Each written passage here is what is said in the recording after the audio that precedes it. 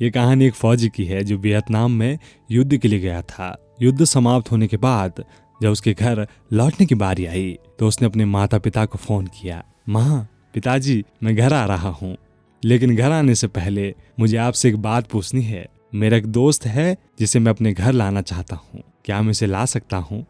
बिल्कुल बेटा, ये भी कोई पूछने की बात है? हमें तुम्हारे दोस्त से मिलकर बहुत खुशी होगी, माता पिता ने जवाब दिया। लेकिन पहले एक बात आप लोग जान लें, फौजी बोलता गया। युद्ध में वह बहुत बुरी तरह घायल हो गया। उसने एक बारूदी सुरंग पर पैर रख दिया था और उसमें उसने अपना एक हाथ और एक पैर गंवा दिया। उसके पास कोई जगह नहीं है जहां वो जा सके, इसीलिए मैं उसे अपने साथ रहने के लिए लाना चाहता हूँ। उसकी बात सुनकर उसकी माँ बोली, बेटा, तुम्हारे दोस्त के बारे में जानकर हमें दुख हुआ। हो सकता है हम उसके रहने के लिए कोई जगह तलाश कर सकें। नहीं माँ, मैं चाहता हूं कि वो हमारे साथ रहें, अब पिता ने कहा। लेकिन बेटा, तुम समझ नहीं रहे हो, तुम क्या चाह रहे हो। इस तरह का अपाहिज व्यक्ति हमारे लिए कितना बड़ा बोझ होगा। हमारी अपनी जिंदगी है जीने के लिए, और हम नहीं चाहते इस तरह की कोई भी परिस्थिति हमारी जिंदगी में दखल दे। मेरे हिसाब से तुम्हें अकेले घर आना चाहिए और अपने दोस्त को वहीं कहीं छोड़ देना चाहिए। वो अपनी जिंदगी जीने के लिए कोई न कोई रास्ता निकाल ही लेगा। ये सब सुनकर उस फौजी ने फोन रख दिया।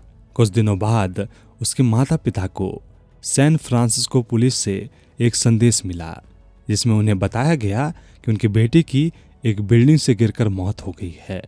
पुलिस के हिसाब से एक सुसाइड केस था। दुखी माता पिता ने तुरंत ही सैन फ्रांसिस्को के लिए फ्लाइट बुक कराई और वहां पहुंच गए। वहां उन्हें शहर के मुर्दा घर ले जाया गया ताकि वो अपने बेटे की पहचान कर सके।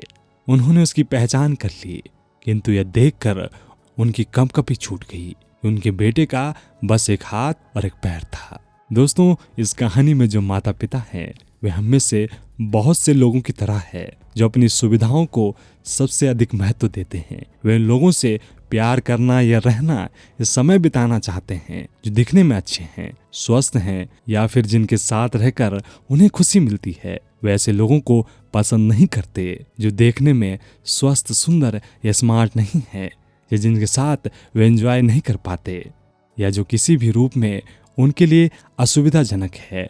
वैसे लोगों से दूरी बनाकर रखते हैं।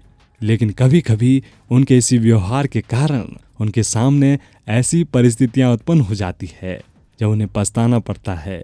आइए लोगों को वे जैसे हैं वैसे ही अपनाएं और जरूरत पड़ने पर उनकी मदद करें। दोस्तों, कहानी देखकर कहीं न जाएं। नीचे कमेंट बॉक्स में जाकर अपने सुझाव हमें लिखकर जरूर बताएं। आपसे फिर मुलाकात होगी एक और वाकई कहानी के साथ। तब तक के लिए अपना रखिए बेहतर ख्याल और देखते रहिए वॉइस सक्सेस। नमस्कार।